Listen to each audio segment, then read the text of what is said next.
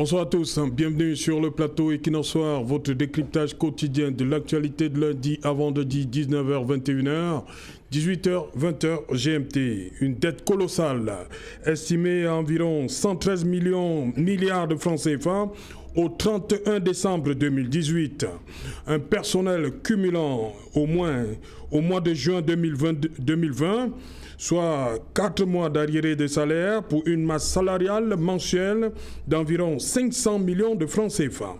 Camerco ne dispose actuellement d'aucun aéronef en état d'opérer. Un seul aéronef, un MA60, susceptible de voler à brève échéance et en attente de pièces de rechange. Les deux Boeing 737-700 NG nécessitent d'importants travaux de maintenance, de même que le Boeing 767 Leja. Une entreprise dont l'exploitation est suspendue depuis le 1er avril 2020 du fait de la crise sanitaire et dont la conséquence était la mise en chômage technique du personnel non essentiel pour une durée de 3 mois renouvelable. Une crise sociale qui couvre, à savoir la décision de l'ex-directeur général de licencier pour motif économique 130 personnels sur les 577 que compte Camerco. Mogé Ayem et Jean-Christophe Ella Nguema, voilà votre Camerco. Madame, Monsieur, tout à l'heure à 20h, c'est la grande édition d'information. Tout de suite après le débrief du journal et tout de suite, le fait du jour.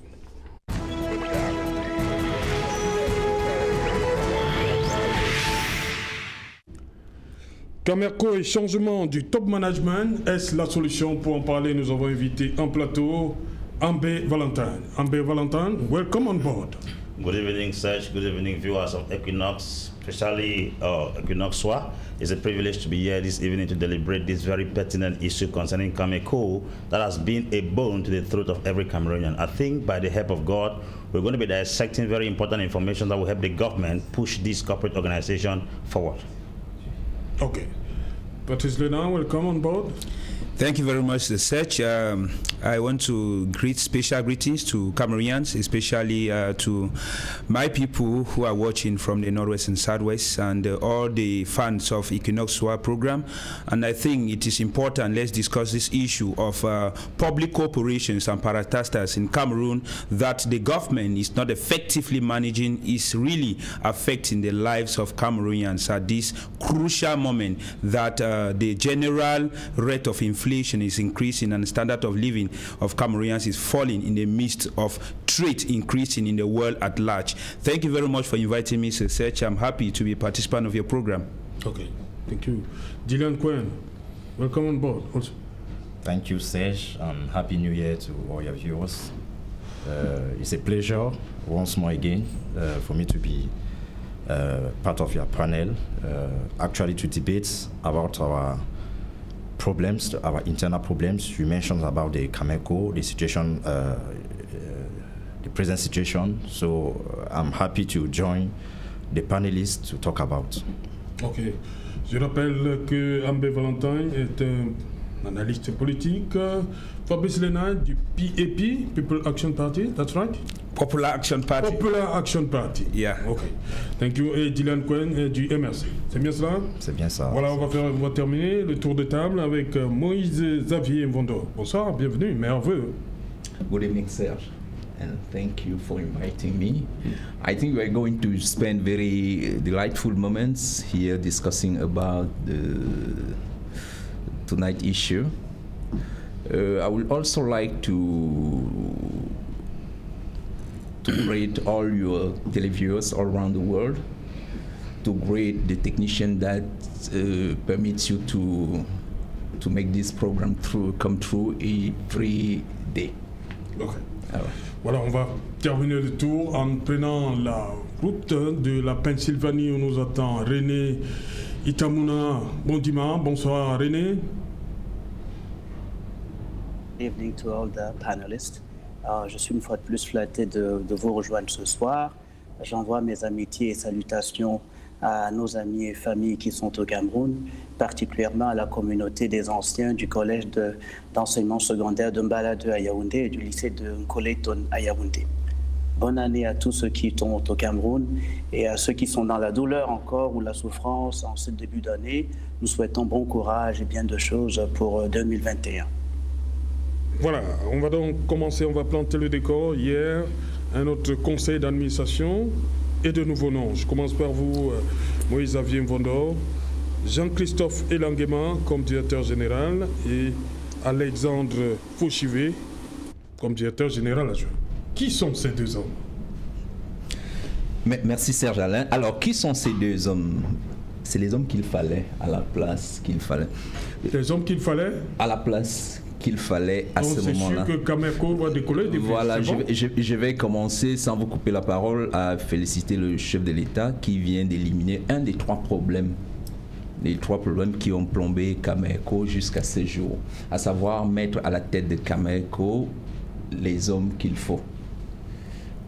Je ne voudrais pas parler des deux directeurs généraux, je voudrais parler des hommes qui sont derrière ces directeurs généraux. Je voudrais parler du colonel Ella, qui est un passionné du travail bien fait, un haut cadre de l'aviation dans l'armée. Je ne voudrais pas parler, je voudrais pas clôturer sans parler du commandant Fauchivé, que nous connaissons tous aussi, qui est un haut cadre aussi dans l'engineering. C'est un pilote de haut vol, commandant de bord de haut vol. Donc je pense que... C'est pas la première fois qu'un commandant de bord est directeur ou directeur général adjoint de Cameco. C'est pour cela. Oui, c'est pour cela que je suis tenté de dire le chef de l'État vient d'éliminer un des trois gros problèmes. Cameco, à sa conception initiale, Cameco n'a pas été conçu, n'ayons pas honte de le dire aujourd'hui, Cameco n'a pas été conçu par des professionnels. Nous l'avons décrié depuis l'année 2011. Les gens qui avaient présidé aux destinées de Cameco pour son envol le 28 mars 2011, je pense qu'ils ont sous-estimé un peu l'envie des Camerounais d'avoir une compagnie compétitive, une compagnie pérenne. Donc ils ont conçu quelque chose qui ressemblait beaucoup plus à un aéroclub avec ces avions que vous voyez aujourd'hui. Si vous prenez le cas du JA, on leur a demandé, nous faisons partie des gens qui avaient suggéré que le JA soit reconverti en avion cargo. Est-ce que le JA est encore à Addis Abeba? Il y est toujours. Okay. Il y est toujours. Et qu'est-ce qu'il fait là-bas? Et je pense qu'avec l'arrivée de ce nouveau qu'est-ce qu'il fait à Addis Abeba, management, le JA est là-bas qu'il doit être? Il est en révision technique. Depuis combien d'années? Il est en révision technique. Et je pense qu'avec ce nouveau top, on va en reparler, hein, avec ce nouveau top management qui est arrivé, tous ces problèmes, je peux dire, à partir de maintenant... Vous êtes optimiste, Moïse Xavier? Plus qu'optimiste. Ok. Voilà, Fabrice Lénard. Le problème, à suivre Moïse Xavier, le problème, c'est les hommes. Il dit qu'enfin, on a des hommes qu'il faut à la place qu'il faut. Le commandant de bord Alexandre Fauchivé, un ancien de la maison, commandant de bord, donc il connaît bien la maison Cameco, et le colonel Jean-Christophe Elanguema. Yeah, when I listen to my brother speak, just now I feel that we've not still learned the lessons of why the country's economy is shrinking, why public corporations like the Cameco is unable to live to the standard that Cameroonians are expecting. Changing the top management, the director generals of Cameco will not yield any fruit. It is not going to make the system, the economic model that the party in place has designed for its economic policies to change. Because individuals will be changed, but what about the model? What about the mechanism? What about the management? Is it also going to change? Are these people elected by the company? How autonomous is this company? Because when he started by saying he thanked the head of state, I just understood. That is the problem with Cameroon, the appointment system. The appointment system destroys even economic infrastructures, even public corporations, for the simple reason that when people are appointed at the level of economic infrastructures or corporations, they tend to do what a political party's economic policy defines instead of producing the necessary goods and services that is required by the population. So I would say that the change of the top management search is not going to yield any effect. From the conception of Cameco since 2006 to its put in place in 2011, right up to when Cameco sent its first flight on air, Cameco has never go in what we call complete business cycle of a rising stage, optimum stage of yielding profit. Cameco is only taking money, and the money is yielding what we call deadweight debt. That means money is allocated for Cameco, billions, but no account is being made, no public auditing is being made of how this money is being injected into this corporation, and we are only getting that we have ramshackle planes that cannot even meet up to international standards. We have planes that are having technical faults and complaints and stay in foreign country for years. It is telling us that the problem is not changing personnel at the top management, but the problem is the economic policies of the party in power managing this corporation as a parastatal. Is it a problem of CPDM? Of course. You are seeing CPDM? Economic policy have failed, including it, because what I want to say here is this. Before Cameco, the concept of Cameco wanted to come in 2006, we have Cameroon Airlines. Yes. The unsuccessful privatization of Cameroon Airlines led to the creation of Cameco. And then when it was created, we thought that we have come to the new era of effective management. We thought we have come to the new era where people are going to see something different in terms of air transport in Cameroon, but it is a sham. Air transport is one of, internally, air transport constitutes only 3% of total transport system in Cameroon.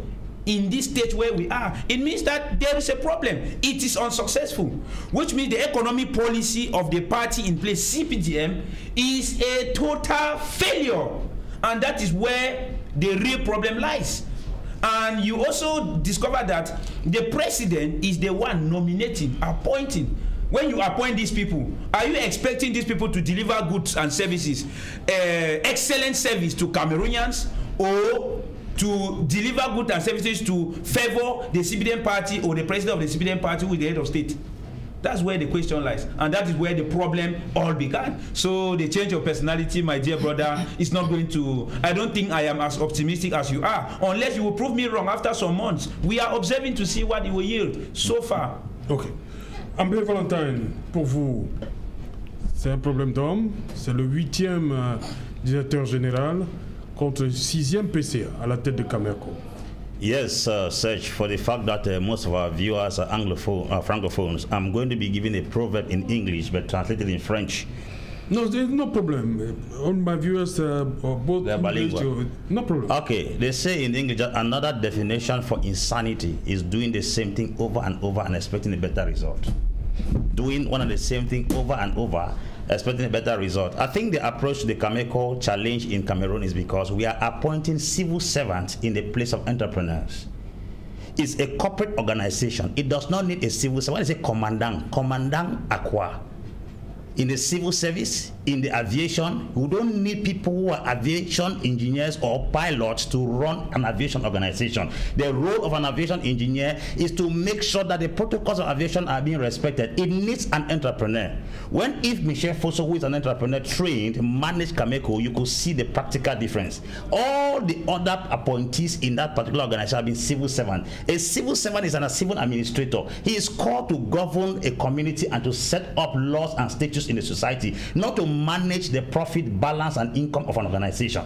Cameco is a business, and until we approach it from a business angle, we'll never see any change. So I think that they should get down to the crowd and see somebody who has been able to take a business from 1,000 to 100,000, from 1 million to 10 million, and then put him to manage the affairs of Cameco, because it is purely business. Secondly, what kills Cameco is tribalism and nepotism. We select people we know. We don't select people who are competent. I'm a business coach and a business consultant. I tell people that you don't sell what you don't do business over what you may sell. You do business over what you must sell. I travel with Cameco, and they call it in Gabon, they call it in Tanzania, they call it in Libreville air peut-être. That is to say, you can catch up with a flight and cannot catch up with a flight. It is one of the most inconsistent aircraft that you cannot catch up with flight. I'm talking like somebody who has flown through Cameco. Now, with all these inconveniences, there are a lot of competitive airlines in Cameroon. We have Askai, we have Rwandair, we have Air France, we have Ethiopian Airlines. Those are Kenyan. Those are all competitive airlines in Cameroon. Now, how come in your own terrain you are being beaten in the business? It shows that poor management is a serious problem, which means that you cannot go to Kenya and beat Kenya Airways. You can't enter Rwanda. Rwanda has not entered into the airline business for long, but Rwanda has almost about 100 planes now on air, which are flying from one nation to another. Cameroon Airline is Cameco is older than Rwanda, but Rwanda has taken the market because if you go there, there's a level of customer service, there's a level of aptness and promptness with time. I think all these things are not properly examined because why? They take civil administrators to put them in the place where entrepreneurs are supposed to be managing. Now, if we begin to appoint people who come from our lineage, here the name there is Ebam, Alexis, this. It means that it is more of tribalism than looking what is competent. And in business, you must look for people who are competent, especially a competitive kind of business like airline. So when we keep changing the heads, which are not taking us ahead, it's a serious problem. We should not have head of organizations. We should have a head of organization. That is to say, somebody that can drive a business from zero to hero, that can take something from nothing to something. You travel to other countries, you can hardly see Kenya Airlines very strong in Rwanda, but it is very convincing that in Cameroon, people will prefer to fly to Askai than to fly with Cameco. That shows that what is eating the bean seed is inside the bean seed. How can I be in my house? You can win me everywhere, but not in my stadium. So it shows that Cameroon government has to get back to the drawing board and know who has to be fit where in the Cameco business. If not so, we keep on appointing people who are civil administrators, family connections, people whom we know, not people who are competent. If we don't adjust this standard of operation in Cameco, we are going to be dancing around on the same spot every day. Thirdly, we don't have planes. Quality planes. I have flown with Air France, I've flown with South African Airlines, I've flown with Rwanda Airlines, Askai. If you enter into the plane, there's a level of comfort that you get in business class and economy class. They give you a certain level of attention. You enter, our planes are not properly structured. So I think that all these business techniques put together needs the services of an entrepreneur that knows how to manage the organization, count pilots out, count civil servants out, and get somebody that can get the job done. Ok. Dylan, pour vous, de nouveau à la tête de Cameco, cette fois-ci, et l'Assemblée dit Moïse Xavier que bon, on a enfin mis à la place qu'il faut ces hommes qu'il fallait à la tête de Cameco. Oui, Serge. On a un colonel et on a un commandant de bord, Alexandre Fauchivé. Serge. Qui connaît la maison, Cameco. Oui, effectivement. Je vais prendre 2 secondes, peut-être pour véhiculer un message à l'endroit de nos concitoyens camerounais. Je m'adresse principalement à certains Camerounais qui, je veux dire volontairement, menacent les militants du MRC parce qu'ils ont choisi une idéologie politique. Et le message que je vais adresser ici, c'est que effectivement, quand on ne connaît pas la loi, il faudrait mieux que les gens, du moins, nul n'est censé ignorer la loi. Nous avons un certain nombre de plaintes au sein de notre parti où les militants se plaignent d'être complètement, je veux dire, maltraités à cause de leur obédience politique. Donc, je veux simplement rappeler à tous ces Camerounais qui s'exercent, ou du moins qui s'évertuent à violer nos lois, qu'ils sachent que le MRC ne va pas rester sans réagir. Et nous allons utiliser justement les moyens légaux pour poursuivre. Alors, revenons à votre question. Vous savez, la Cameco Air Cameroun Airlines, née en 1961 sous la République fédérale du Cameroun. 1971, sous la République fédérale du Cameroun, était le signe de la fierté du Cameroun, de la grandeur, de la puissance du Cameroun. Sorti de Air Afrique, alors le président Ahidjo, à son époque, a pris la décision de créer une compagnie aérienne avec justement les moyens camerounais qui a fonctionné pendant un certain nombre de temps jusqu'à ce que naisse aujourd'hui Cameco. Vous avez dit tout à l'heure que nous sommes à 7 directeurs généraux. 8 directeurs généraux 6 PCA et 6 PCA. Vous comprendrez que je veux bien corroborer les propos de Ambé Valentin tout à l'heure, mais je veux lui dire, on aura pris le plus grand entrepreneur du monde entier, on lui aurait nommé directeur général. Un échec? Tu aurais été un échec aussi? À Cameco, qui aurait toujours des échecs. Je crois que le problème est ailleurs. Vous savez, les sociétés d'État aujourd'hui sont en réalité à l'image de la gouvernance du Cameroun. Ce n'est pas une question d'incompétence, proprement dite. Ce n'est pas une question de mauvaise volonté, mais c'est une question de politique de gestion. Le président Ahidjo, quand il laisse le pouvoir, on peut faire la comptabilité des entreprises nationales qu'il a laissées. Aujourd'hui, on peut faire des bilans. On va se rendre compte que les politiques globales de gestion ne sont plus adéquats, ne répondent plus à la norme de la compétition. Et forcément, on ne peut que se mettre en marche. J'ai dit bien, on aura pris Jésus-Christ pour le nommer directeur général à Cameco, que Cameco ne va toujours pas décoller. Alors, il y a une simple leçon que, personnellement, je veux en tirer de ces changements à la tête de Cameco. La simple leçon, c'est que celui qui nomme, et en réalité, qui, dans l'évaluation de ses résultats, se rend compte que dans une moyenne d'1 an et demi, il y a remplacement d'un directeur, devrait se poser des questions à lui-même. Et quand il se serait posé des vraies questions, il comprendra que ces politiques ne sont pas en train de marcher pour le Cameroun de façon globale. Cameco est un exemple assez typique pour comprendre le malaise de cette gouvernance.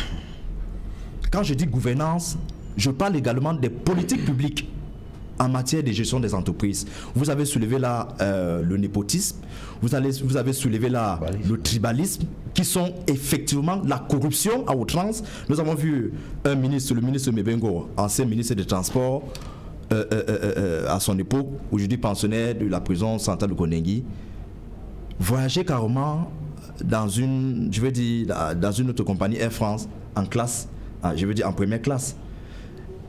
Business. On a vu à l'époque de Fosse Victor, de Yves-Michel Fotso, c'est-à-dire que à la veille de sa chute, faire des révélations assez effrayantes où les ministres pouvaient voyager carrément sans payer les factures, où les déplacements du chef de l'État étaient justement faits, de façon libertine. Et vous croyez qu'avec cette façon-là, où le politique a complètement plombé tous les aspects de la vie de la nation, qu'est-ce qui peut marcher? Je pense qu'il est justement intelligent pour les Camerounais de comprendre que si on continue à rester comme des observateurs, Cameco est un cas. Cameco se suscite, c'est pas aujourd'hui. Depuis le lendemain de sa création en 2011, tout de suite, les spécialistes nous ont fait comprendre qu'effectivement, Cameco ne pouvait pas décoller. Et aujourd'hui, nous sommes à l'évidence que Cameco est monnaie. Je crois que les preuves sont assez parlantes. Vous avez demandé où se trouve l'Odja en Afrique du Sud aujourd'hui. Non, en Afrique de l'Est. On se pose la question, en Éthiopie, pardon. On se pose la question, quand est-ce que donc on aura cette fierté? Quand est-ce qu'au moins on aura une aviation assez digne, répondant aux normes standards, répondant à la concurrence et effectivement augurer justement, des bons auspices? C'est une entreprise forcément économique qui doit générer des bénéfices. Okay. Aujourd'hui, on est en train de politiser. On quitte le directeur général à un autre directeur général Et on semble croire que le problème serait au niveau du top management. Ok. Voilà, on va prendre la direction de la Pennsylvanie où nous attend René Itamuna Bondima. René Itamuna, Camerco, de nouveau responsable hier. La question est celle-ci. Qu'est-ce qu'on peut faire? Qu'est-ce qu'ils peuvent faire Ayem Auger, Jean-Christophe Elangema, Alexandre Fauchivé pour faire décoller définitivement Camerco? Bonsoir Serge Alain Autou et bonsoir aux copanélistes. Cette équipe-là est dans une situation difficile. Hein. On ne peut pas arriver aux affaires et avoir le climat qui vient d'être décrit par tes invités et espérer réussir. Les premières personnes qui devraient accompagner une entreprise comme celle-là dans sa réussite, c'est celles qui vivent dans son marché, celles qui consomment ses produits, celles qui achètent donc les billets d'avion. À cette équipe-là, je l'ai dit sur un plateau différent l'autre jour, on souhaite déjà bon vent, beaucoup de courage. Le plaidoyer était assez fort, assez passionné, que nous avons entendu de mes copanélistes ici. Ils décrivent Camerco comme une compagnie mort-née et cette nouvelle équipe peut-être déjà, ils la jettent déjà à la poubelle. Non, il faut être un peu optimiste. Les décisions qui ont été prises ont peut-être été basées sur des éléments dont je ne dispose pas ici. Peut-être que les échecs précédents ont conduit donc au choix que nous voyons aujourd'hui. Il faut quand même former le vœu que l'équipe qui est là puisse réussir.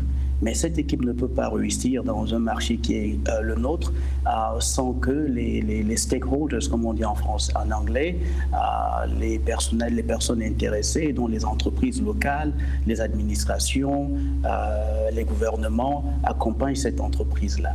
On peut l'accompagner évidemment avec un nouveau management team, comme ça se voit depuis quelques jours, et puis il faut l'accompagner aussi avec les moyens qu'il faut.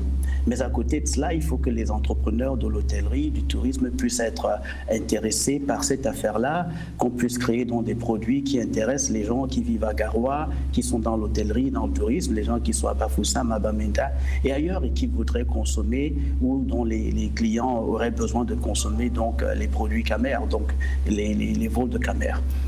Un panéliste plutôt a cité Rwanda Air en disant que Rwanda Air, qui est toute nouvelle et super bien, c'est vrai. Rwanda Air n'a pas 100 avions, elle en a 12. Et à côté du Cameroun, il y a plein de pays qui ont des difficultés à faire démarrer leur compagnie aérienne. On peut citer l'Afrique du Sud qui a des difficultés. Les avions n'ont pas volé de mars à octobre. Et récemment, Ethiopian Airways, avec le gouvernement sud-africain, ont lancé un plan de sauvetage de South African Airways. On peut citer Kenyan Air qui a des problèmes. Ça ne marche pas. Il y a eu une nouvelle direction. Ils font des efforts pour relancer cette compagnie-là. Donc, c'est vrai, il y a eu des problèmes chez Camerco. On espère que cette équipe va venir corriger les manquements passés. C'est une équipe qui a l'entière confiance, il semble, de l'État, puisque Moger Ayem, le président du conseil d'administration de Camerco, a été quand même le conseil économique du président de la République. Il a un direct accès au chef de l'État, pourrait donc éventuellement faire jouer les leviers du pouvoir pour faire obtenir l'argent et faciliter les décisions qui seraient favorables à Camerco. Mais à côté de cela, la suggestion que je ferais, je ne pourrais pas battre en brèche les éléments qu'ont proposés des personnes qui voyagent avec Camerco. Si les vols sont en retard, il faudra régler ces problèmes-là. S'il n'y a pas une qualité dans le service, il faudra régler ces problèmes-là.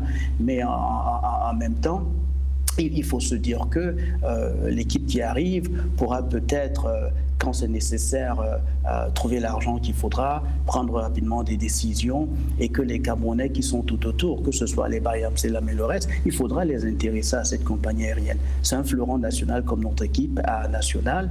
Peut-être qu'il faudrait trouver des produits qui correspondraient aux Camerounais. J'ai dit la dernière fois que tous les pays n'ont pas vocation à avoir une compagnie aérienne. Nous sommes environ 20 quelques millions de citoyens. Le monde et l'économie autour de nous a changé. Hier encore, il y a 30 ans au Cameroun, il y avait 15 à 20 entreprises d'État qui marchaient très bien, que l'on a cité ici.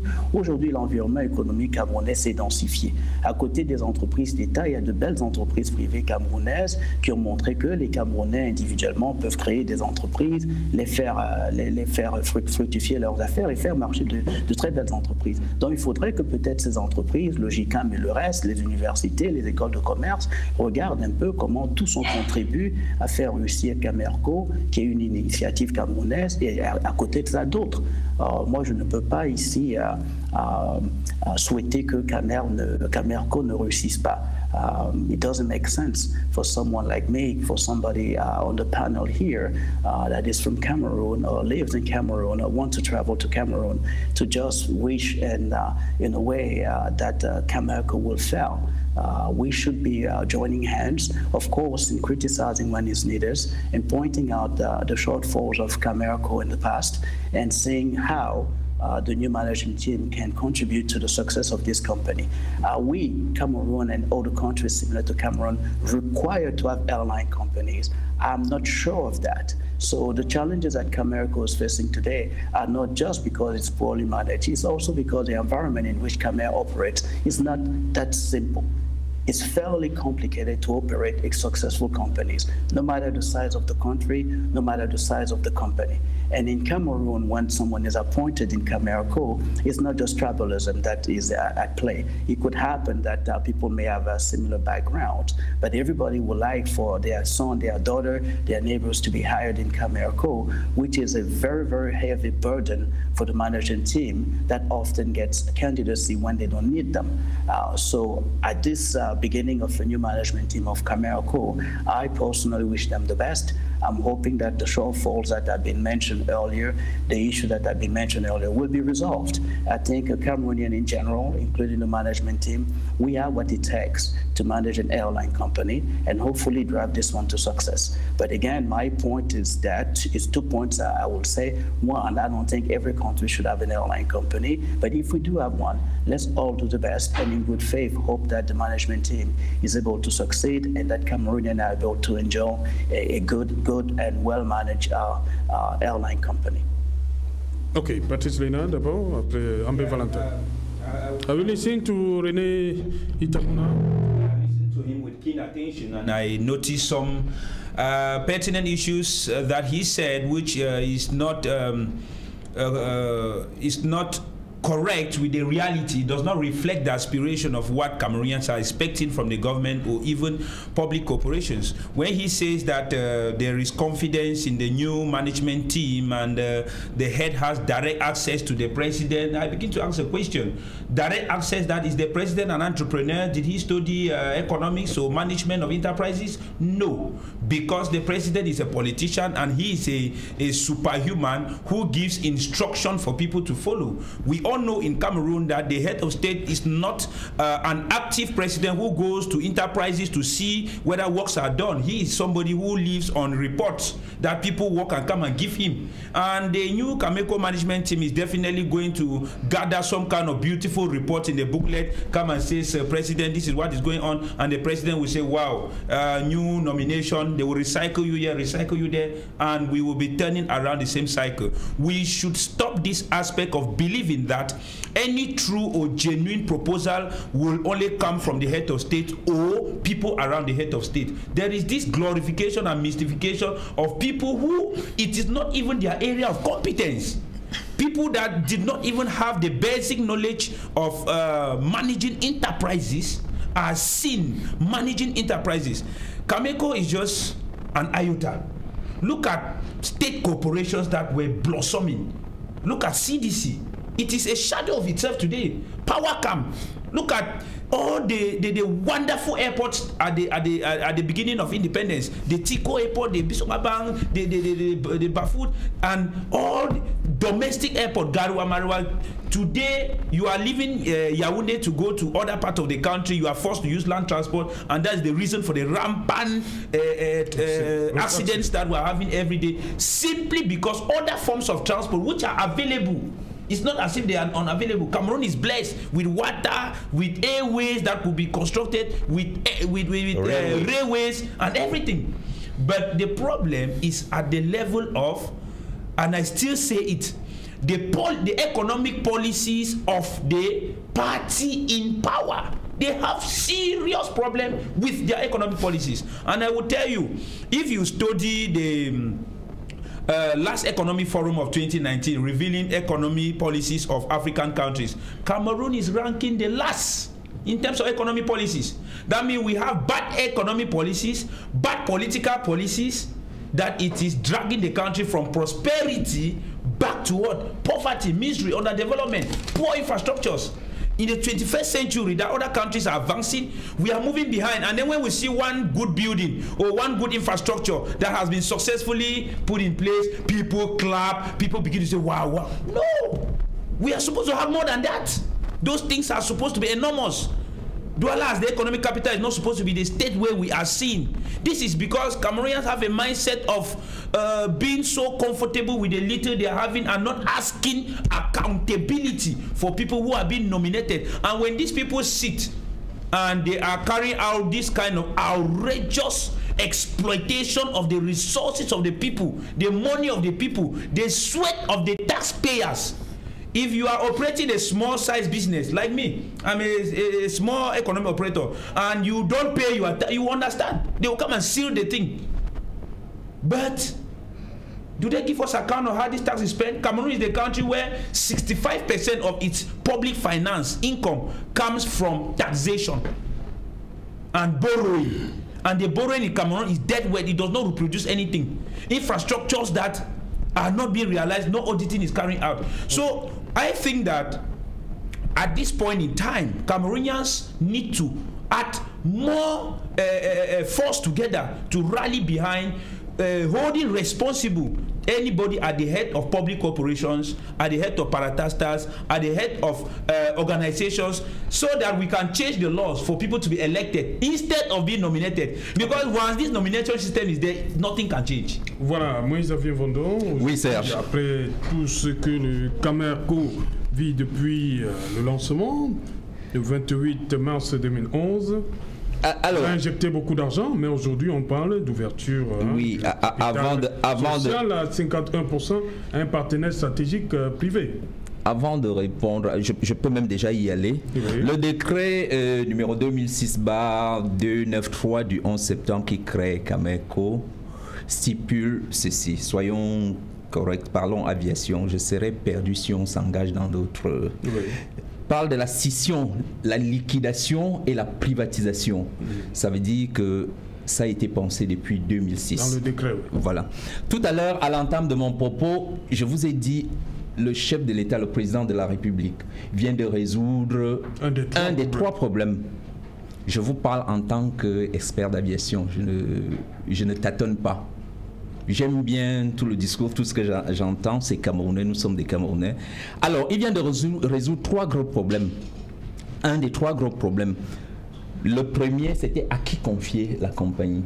Je pense quand vous allez regarder les CV de ces gens qui sont nommés, ça dit beaucoup. Ethiopian doit son essor aujourd'hui à un colonel de l'armée de l'air. C'est lui qui a remis Ethiopian sur les rails, ce que Ethiopian est aujourd'hui. Je peux vous citer des compagnies que j'ai connues, Afrique qui avait à sa tête un homme en tenue. Elles sont légion, ces compagnies. Le premier problème qui vient d'être résolu, c'est celui des hommes. Les hommes qui vont porter la vision de Camerco, celle de faire de Camerco la compagnie leader de la sous-région. Le deuxième problème, que ceux qui ont conçu Camerco n'avaient pas compris. C'est pour ça que j'ai parlé de mettre en place un aéroclub. Camer, en son temps, Camer, où j'ai travaillé pendant une dizaine d'années aussi, Camer avait un outil imparable, en dehors des subventions d'État, parce que vous pensez aujourd'hui que Camer a survécu en l'air comme ça. Aucune compagnie d'État ne survit comme ça. Air France a des subventions. Toutes les compagnies d'État ont des subventions. Oui. Vous le savez. D'accord. Donc, Camer avait des subventions. Camer avait ce qu'on appelle l'assistance. L'assistance qui, quand le président Biya crée Camerco en 2006, c'est des Camerounais qui prennent aussi l'assistance pour la donner à ADC. L'assistance, c'est quoi? Un avion de Air France qui se pose, qui paye des taxes,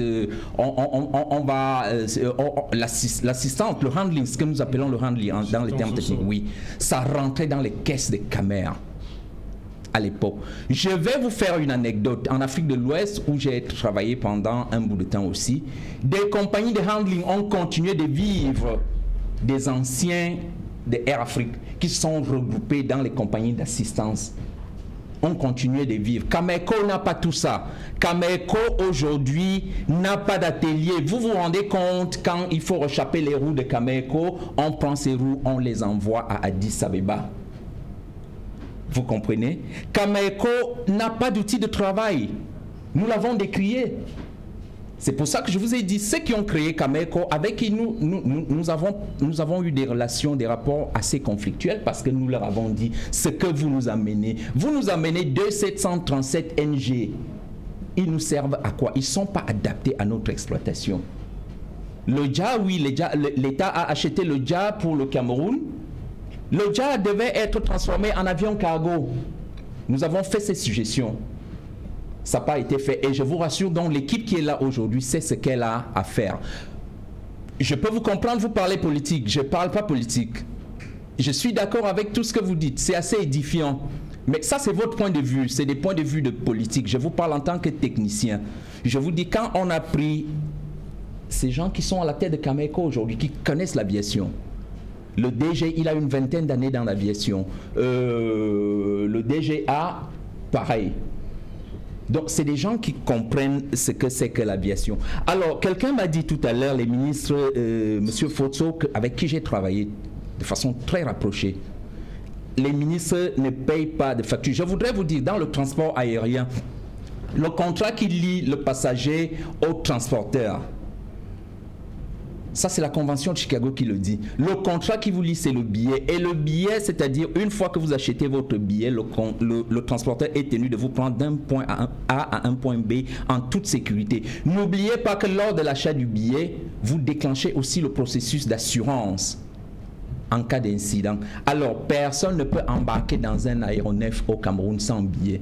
Je vous le dis. Nous-mêmes qui sommes des personnels d'aviation, pour prendre un vol à nos tarifs, vous devez avoir un billet. Parce que si vous n'avez pas de billet, en cas de... aucun commandant de bord ne peut vous embarquer sans billet d'avion. Ça, quand je l'ai dit, je reviens sur vos déclarations de tout à l'heure. Donc, on ne peut pas parler de privatisation de Camer, ni de Cameco. Camer n'a jamais été privatisé. Camer a fonctionné dans son temps avec tous les problèmes que nous connaissons. Vous, peut-être, vous ne les connaissez pas, mais nous les connaissons. Parce que Camer, par moment, est arrivé à des aéroports, à des endroits où il fallait du carburant. Et je ne vous dis pas comment on faisait pour le faire. Camer n'a pas toujours été je ne sais pas, c'est ce que vous présentez aujourd'hui, oui. Okay. Camer... Merci Xavier. On va revenir après le jour. D'accord. C'est promis. Elle est déjà là, Juliane Berthe-Bissaï. Bonsoir. Au menu ce soir. Bonsoir Serge Alotou, bonsoir aux téléspectateurs d'Equinox Télévision. Au menu de ce 20h, les sécessionnistes ont décidé de faire parler d'eux en ce début d'année 2021.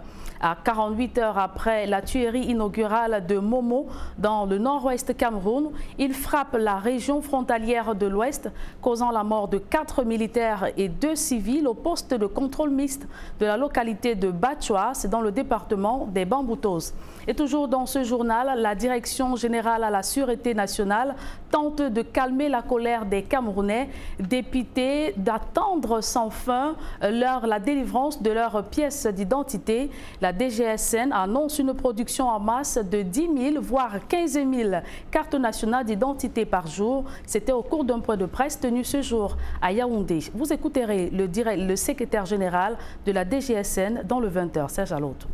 Voilà, madame, monsieur, c'est donc l'essentiel du journal qui vous sera présenté par Juliane Berthe-Bissaï dans un instant. Quant à nous, on vous retrouve après ce journal pour Equinox Soir, deuxième partie. Ce sera le temps du débrief.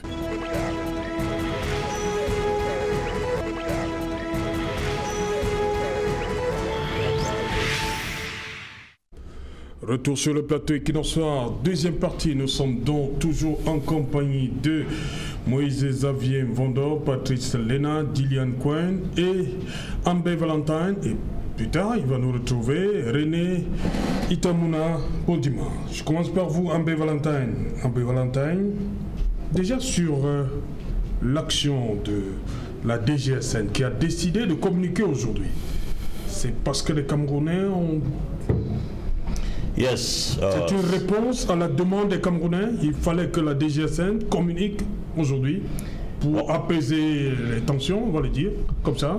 What I think is very bad about our government is that our government is not proactive, they are reactive. Oui. The government cannot take a step to solve a problem until people begin to agitate. Then they come back to respond. The mere fact that an emblem like an ID card is being produced by a foreign company is an abuse to the Cameroonian identity. Pour vous, c'est un problème? It's a very big problem. Because when I was growing up, I realized that power was actually more decentralized than now. In our local police station, we could produce ID cards and it was carton. Oui. You could use it. Mais maintenant, c'est plus le carton. It's not longer carton, it's plastic, and the plastic is still expiring as well as it can still get missing. So what's the difference between the carton and the plastic? Secondly, you bring a foreigner to come and produce. C'est sécurisé. What is secured there? Oui. The plastic, the carton they give you can still plastify it. It makes no difference. The numbers on that same carton, that plastic still get wiped off, and then as a matter of fact, the plastic can still get missing.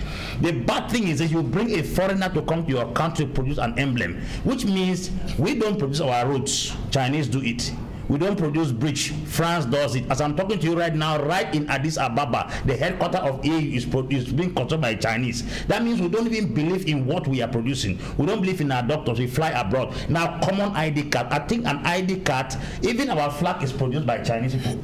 Now, what are we actually giving the responsibility to carry out as citizens of this country? The emblem of our identity is that identity card. At least they should allow us Cameroonians to benefit from it. I heard Dominique Bayer was saying that it's because of double identification and all this. Oui. Who is the one causing the double identification? C'est la police? It's the police. Non, comment ça? Comment vous dites que c'est la police? Let me tell you something. There are things we have to address on television for Cameroonians to understand why some certain reactions are the way they are. People reduce their ages to enter concours in this country. Somebody is 30 years old, the father is in government, they reduce him his age from 1982 to 1986. He enters into government, he has double identification tomorrow. Most of the authorities of this country, they are children who have entered into government concours, who have gone beyond age. They have double identification. That double identification is only for the poor man. It doesn't hold the mighty in power, it doesn't touch them.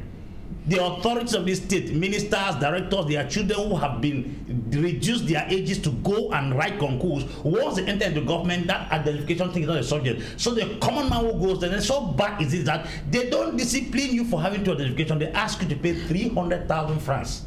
What is the connection between 300,000 francs and double identification for a poor man who is selling bread in the street? You are exploiting the poor to become poorer while the rich get richer, and then the whole system is coagulated. And then secondly, you have to understand that this issue of identification card is a very serious attempt, because why? If foreigners come to our country, they don't even know us. They don't know us. They don't know how we operate in this country. You don't know where somebody is born. They will tell you, go and trace your birth certificate from where you were born, or go and take your first school living certificate. Now, when you don't have the thing, you pay 300,000. If actually they are following justice, they should get back to people's primary schools and get the thing. The 300,000 francs for bribe does not stop the double identification, which means I can buy off any crime anytime. Are we disciplining the crime for double identification, or we are increasing crime for bribes to be collected for double identification? It's a very serious matter. People do identity card for 2 years and they don't have it. You are circulating in your own country like a foreigner. If I'm using a passport in France, why should I use a passport in Cameroon? Because for me now, I've been running with my passport for almost about 1 year now. I use my passport. Donc vous avez ce problème, hein? Vous qui I have parlez an identification problem. I'm talking about, hey, you go and do ID card and it will stay there for the next day. They say don't do it. Not everybody who has an ID card problem has double identification, because it doesn't come out on time. It doesn't. You do identity card, you have to go to Yaoundé. Net. So bad is it that you must go to Yaoundé to do ID card. Is Yaoundé the alpha and omega of this country? There are police stations in Buda, Bafoussam, Yaoundé, Bamenda, that you can just walk there and identify yourself. You must take a transport to Yaoundé and go there and do ID card. I'm asking that what kind of decentralization are we practicing when every power is conserved in a particular city? I think that issue of ID card should be decentralized, that even police stations can do your ID card and you move around. Ok. It's serious. Voilà, Dylan Cohen, pour vous, ce problème. Et comme a dit le secrétaire général, il y a les Camerounais même sont la cause de ce problème. Il parle de double identification. C'est ça qui coince selon la police. Je pense que le secrétaire général de la DGSN est passé aux aveux. C'est-à-dire, il a avoué en mon de vision qu'effectivement la police, du moins les responsables en charge de produire les cartes nationales d'identité, justement ont participé à cette faute qu'il a dénoncée en mettant sur le dos des Camerounais. Si aujourd'hui on a des citoyens qui se retrouvent avec des doubles identités, je pense que la centrale de production, effectivement, est contrôlée par la police. Alors, si on parle de double identité... Non, on ne peut pas produire. On constate que vous avez une double identité. Et de la production... C'est du côté de l'état civil qu'il faut voir. Ce n'est pas du côté de la police. Il y a des éléments, des paramètres de sécurité. Ils disent qu'ils bloquent parce qu'on vous retrouve avec une double identité. Donc vous avez été enregistré avec une identité.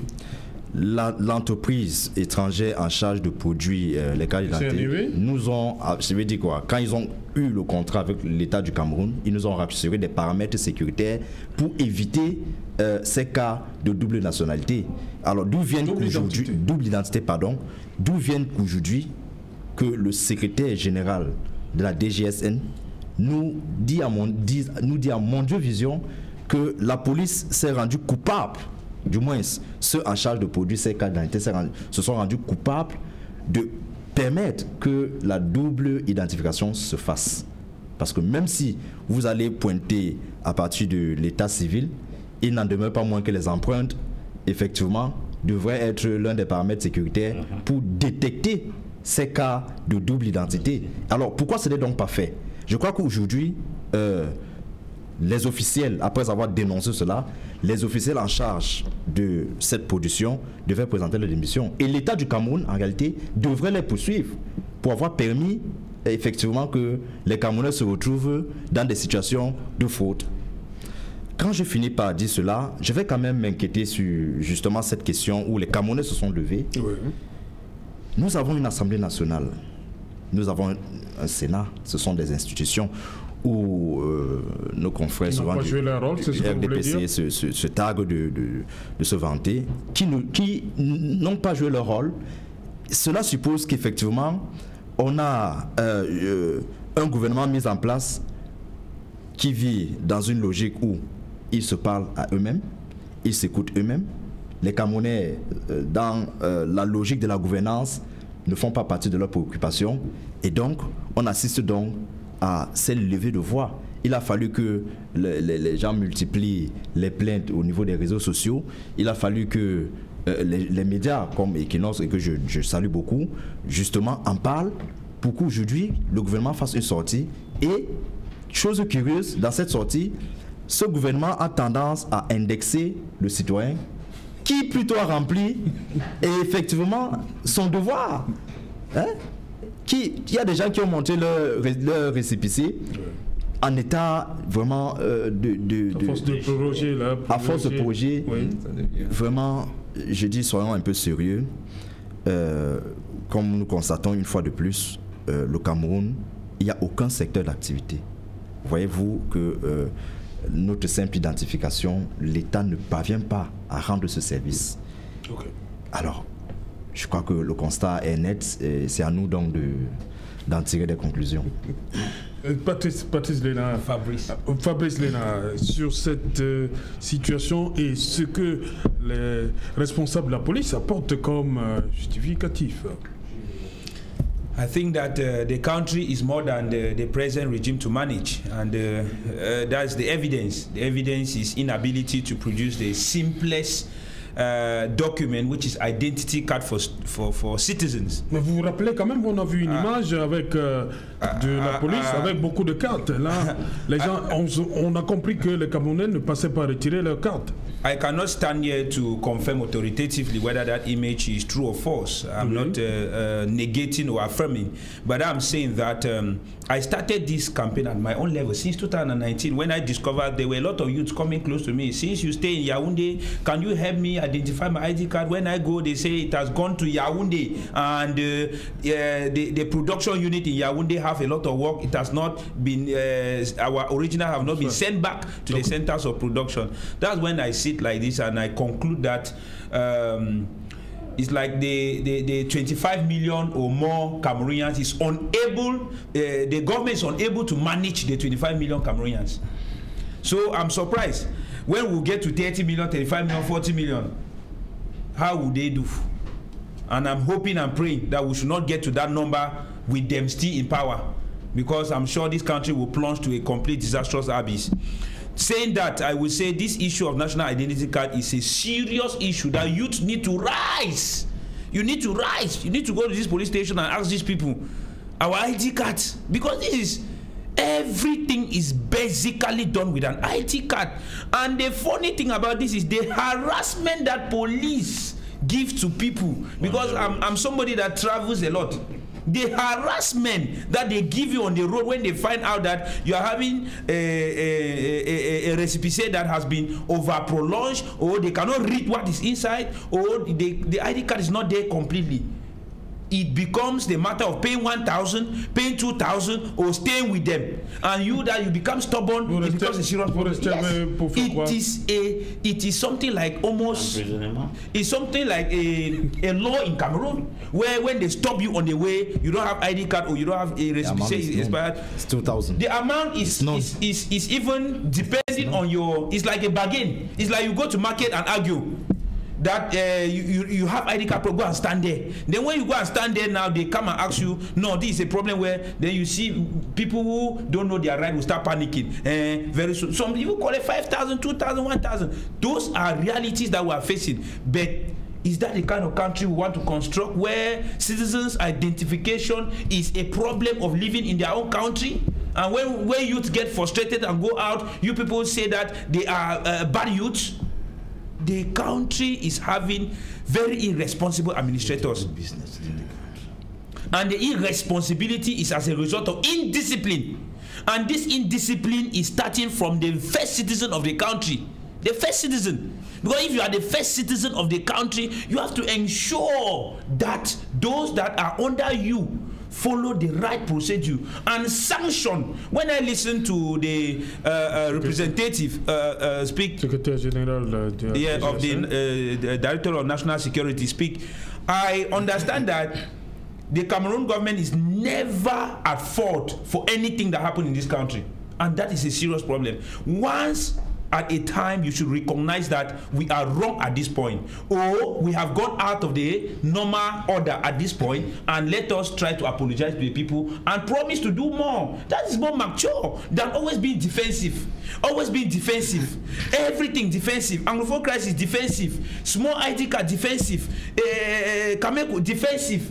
You discover that the government is never wrong for anything, but citizens are seeing that things are wrong. Why not be humble enough? This is arrogance that is making Cameroonians to feel so frustrated. You know, many of my friends that we studied together at the level of secondary school, at the level of university, sometimes when they go abroad, we are discussing, they say, bro, I don't think I can come back to that country if the present government or the present party or the present president is still in power. And sometimes I understand these people. We are passing through hell in our own country. Sometimes I even feel more comfortable when I go out of the country to do some activity than in my own country, because the harassment is terrible.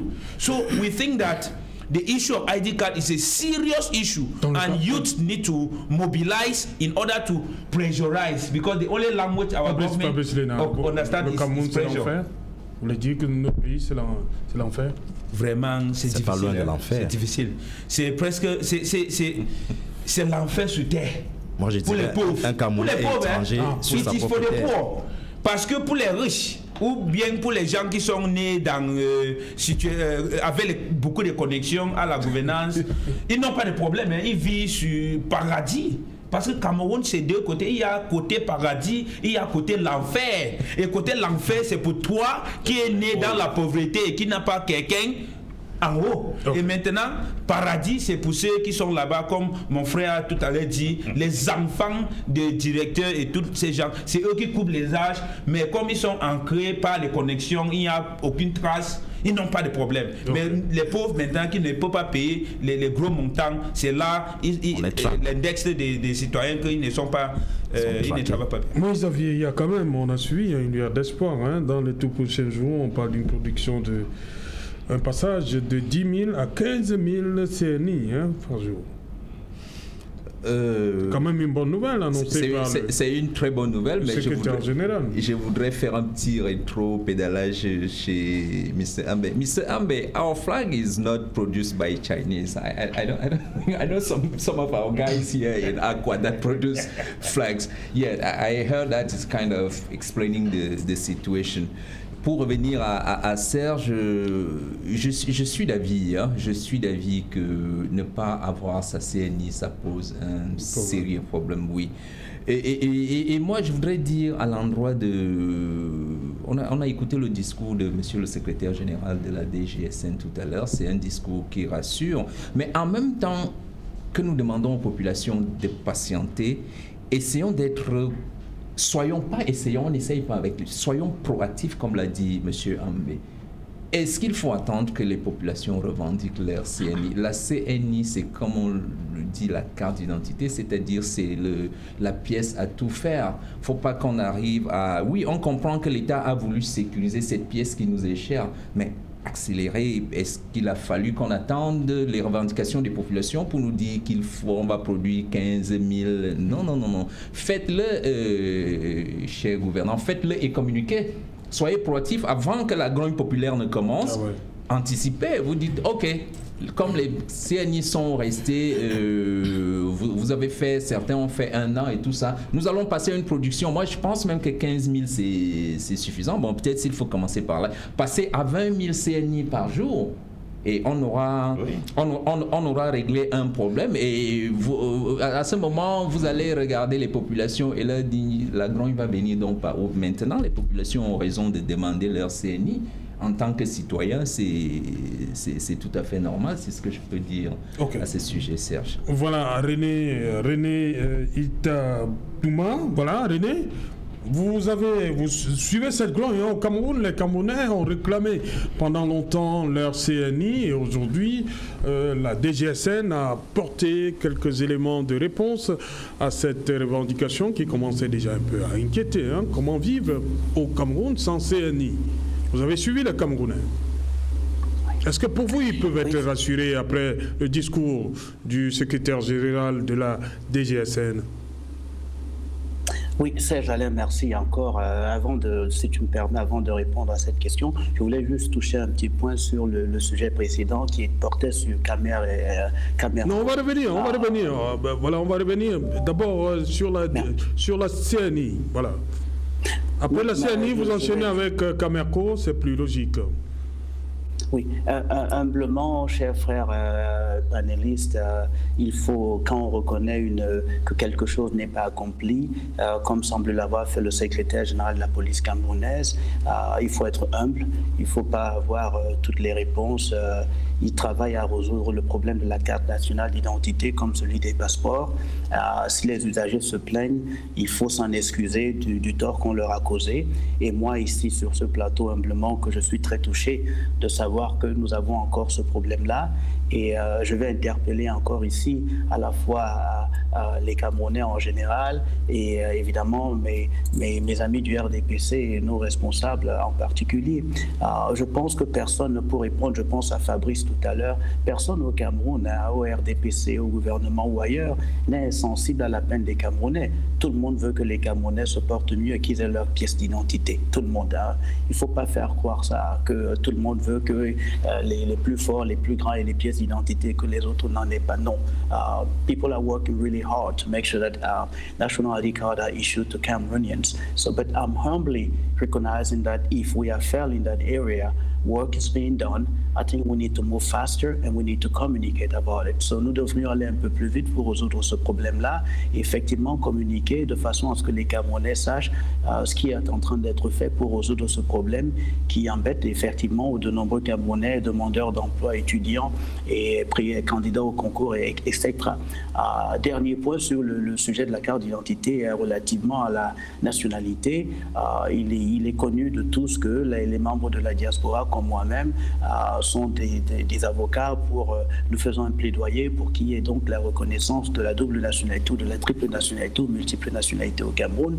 Si dans les années qui suivent, le Cameroun a finalement résolu les inquiétudes qui sont les siens à l'heure actuelle, parce que le Cameroun est quand même dans un problème sécuritaire dont on n'en parle pas assez, peut-être au niveau de la sécurisation de la nationalité dans le nord du Cameroun, à la frontière est du Cameroun. Peut-être que quand le gouvernement aura trouvé le confort avec ces problèmes de sécurité, on pourra résoudre sur la double nationalité et ne plus avoir d'inquiétude à donner des pièces d'identité à tous les Camerounais. Mais humblement, je suis triste et touché de savoir que le problème de carte d'identité est encore quelque chose qui handicape de nombreuses sœurs et frères au Cameroun.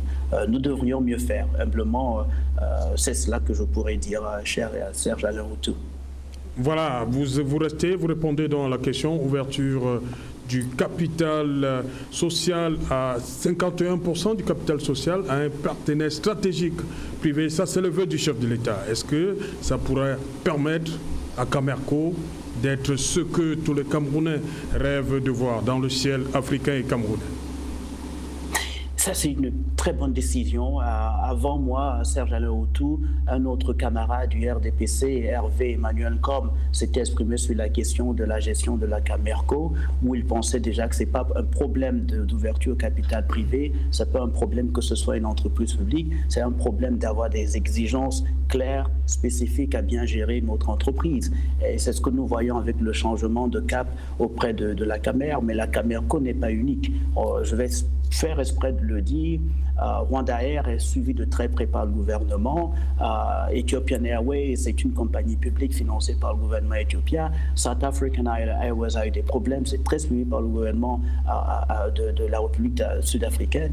La compagnie française a eu des problèmes, la compagnie espagnole avait des problèmes, la compagnie italienne avait des problèmes. Et dans toutes ces compagnies, les gouvernements se sont impliqués. Quand on a relancé Air Côte d'Ivoire ou Air Ivoire, le général Koulibaly, qui est l'ancien pilote du président Houphouët-Boigny, qui est toujours le président du conseil d'administration de Air Côte d'Ivoire ou Air Ivoire, est venu s'inspirer de Camerco quand Camerco avait été ouvert. Mais là-bas également, c'est le gouvernement qui a la main forte et c'est un étranger qui est directeur général. Les Camerounais semblent demander deux choses, parfois l'une et son contraire. On ne veut pas qu'il y ait des directeurs généraux étrangers, mais en même temps, on veut les résultats. Dans certains cas de figure, avoir un directeur général étranger empêche que la personne en question soit sous les exigences des familles, des amis, qui veut que les amis, les cousins, les frères de village trouvent des boulots dans les entreprises dont ils ont la gestion. Donc, c'est pour ça que des pays comme la Côte d'Ivoire ou le Sénégal, parfois, choisissent d'avoir un directeur général qui est étranger. Et donc, dans le cas de Camerco, ouvrir le capital, c'est essentiel, c'est très important. J'espère que là, on va mobiliser les ressources qu'il faudra, pas seulement à l'étranger, mais aussi au sein de la communauté camerounaise, déjà au Cameroun, afin que les Camerounais se rendent compte que le drapeau, le flag Camerco is theirs. Camerco n'appartient pas au gouvernement camerounais, Camerco n'appartient pas au RDPC, Camerco appartient aux Camerounais. Donc, le trésor public qui sera déployé pour veiller à ce que Camerco reprenne l'activité et que Camerco soit la fierté des Camerounais est aussi, c'est un devoir collectif de tous les Camerounais. Le bashing du Cameroun, de Camerco, n'est pas toujours positif. Les Camerounais, en général, devant nos problèmes, c'est vrai, on travaille, on essaie de résoudre nos problèmes, mais parfois nous sommes les premiers à faire un marketing suffisamment négatif de façon à ce qu'on plombe même les efforts de nos gouvernements ou les efforts de relancer nos compagnies. Il est bon que les Camerounais, comme ceux que tu as vous avez sur votre panel aujourd'hui, exigent des résultats, exigent une qualité de service, exigent des bénéfices et exigent plus d'avions de la part de Camerco. Merci René d'avoir une fois de plus été avec nous. Merci. On va conclure ici en plateau. D'abord, on va aller au pas de course. Ouverture 51%. Rapidement, il nous reste quelques minutes seulement pour sortir. D'abord, Fabrice. Yeah, I think. Est-ce que c'est la solution? I think that. Ouverture privée. Yes, Cameco needs complete restructuring. It needs a new organization, and the state needs to make it autonomous so that all the new leaders will have the ability to take the strategic decisions and put their expertise in front. They need to understand that politics and appointment is what is making most of these leaders not to work without prejudice, and it will help to give the vision of Cameco not only to Cameroonians but to the world. We need to see that Cameco that is able to manage internal flight at low cost and the international flight with so many destinations at low cost, and to stand the international market and competition with other industries. And that is our wish as Cameroonians. Ok, Gillian, rapidement aussi. Moi je disais rapidement que Cameco effectivement souffre d'un problème d'évaluation. Moi je pense qu'en titre de proposition, les évaluations devaient se tenir déjà devant l'Assemblée nationale, et ces évaluations devaient être reparties au moins 2 fois l'an, c'est-à-dire de façon semestrielle.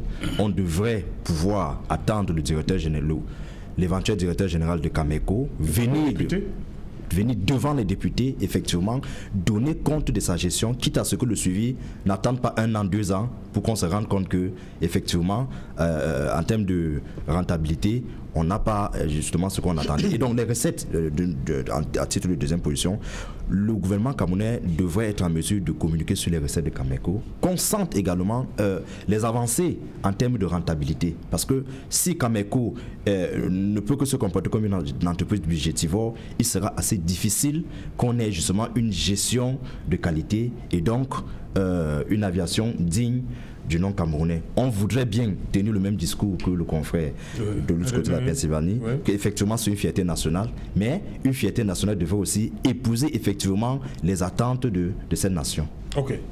Xavier. Oui, Serge.